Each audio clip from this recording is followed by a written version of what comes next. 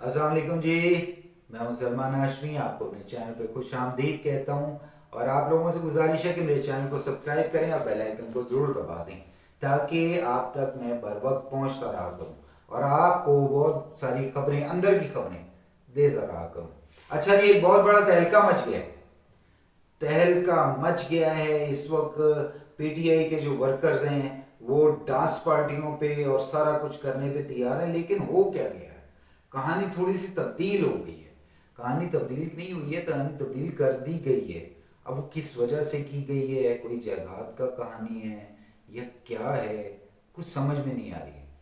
बात यह है कि जी दो केसों में इमरान अहमद खान न्याजी साहब की जमानत दायर हुई है इस्लामाबाद हाई कोर्ट में। एक केस है तोशाखाना जो नैब के पास है, दूसरा केस है जो 190 मिलियन पाउंड वाला जिसको अलकादिर ट्रस्ट केस कहा जाता है। तो वो केस, दो केसेस में जमानत दायर हुई कि जी क्योंकि वो जेल में है, हालांकि ये गैर मुतवक्का फैसला आया, लेकिन चीफ जस्टिस आमिर फारूक साहब ने एक गैर मुतवक्का फैसला दिया और फैसला ये दिया कि उन्होंने इमरान खान की फौरी रिहाई का हुक्म दे दिया। फौरी रिहाई किस में? जो केस तोशा खाना वाला था, एक केस जिसमें वो अरेस्ट हो चुके हैं और एक केस तोशा खाना वाला। तोशा खाना में फौरी रिहाई का हुक्म दे दिया, जबकि दूसरा केस गैर मौसर हो चुका है, तो इस वजह से उसको ख़त्म कर दिया गया है। तो यानी कि वो जेल में हैं तो जेल में ही रहेंगे, लेकिन एक केस में तो चलो रिहाई मिल गई है ना। अच्छा, ये फैसला आने के फौरन बाद यूथियों की उल्टी कलाबाजियां, यानी कि वो क्या कहते हैं, पुठी छाले, वो पुठी छाले मारनी शुरू कर दी उन्होंने। और वो कहते हैं कि जी हम चीफ जस्टिस आमिर फारूक को बुरा भला भी कह रहे हैं। वैसे कहना नहीं चाहिए, हमारे बॉस अजीज हैं और कानून के हुक्मरान हैं, तो कानून के हुक्मरानी तो लाजमी ज़रूरी है ना भाई।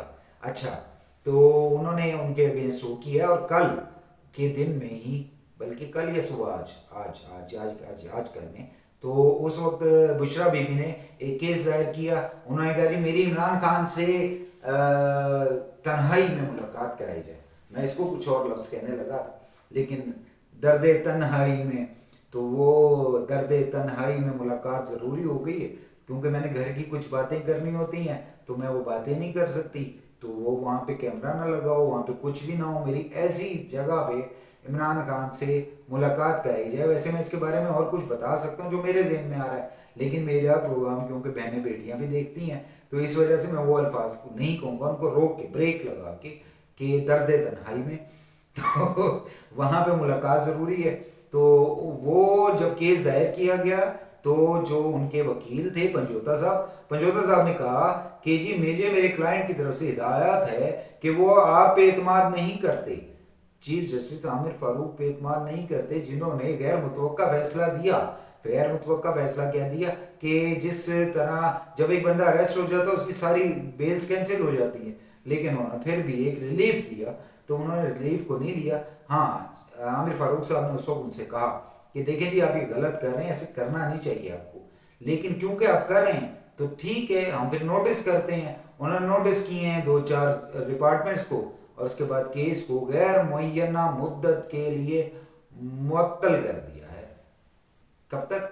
गैर मुय्यना, अभी ना मुझे पता ना आपको पता, पता नहीं किसको पता, फरिश्तों को पता।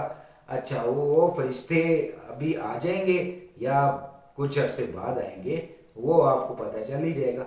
लेकिन ये मैं व्लॉग आप पे करने लगा था दर्द तन्हाई पे, लेकिन ये खबर देना बहुत ज़रूरी था कि अब टोटल यूथिया ब्रिगेड और वो इंतहाई कोई नापाक अजाइम के साथ बैठे हुए चीफ जस्टिस आमिर फारूक साहब को बुरा भला कह रहे हैं।